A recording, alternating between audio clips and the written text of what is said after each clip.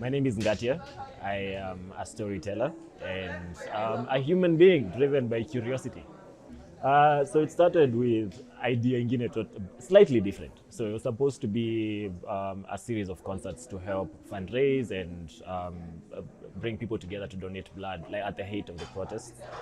But then people donated Wakenya in typical Kenyan fashion, way more money than expected, way more blood than expected. So we're trying to figure out, so what can we use the gift we have then for something more? And at the moment, feel like the most important thing at the point where we are is to make sure we remember what has been happening, what is happening, and the people involved, especially those who have unfortunately been killed.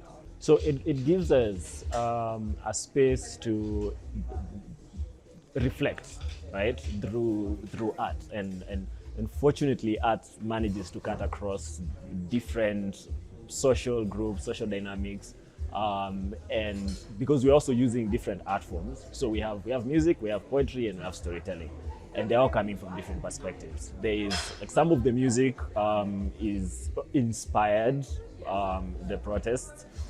Some of the poetry has been part of the protest. We have one of the poets who's been going around in matatus performing as part of the protest. Then we have storytelling that's actually looking back on the movement. So it's a space to interrogate and understand where we are right now and maybe what the next step is. I hope we get to document. My dream is for us to even. So right now we're starting with performances and live streaming and videos. So my hope is that we can end up with these stories and poems and some of the lyrics that have been on the streets and on people's headphones and all that, documented, published.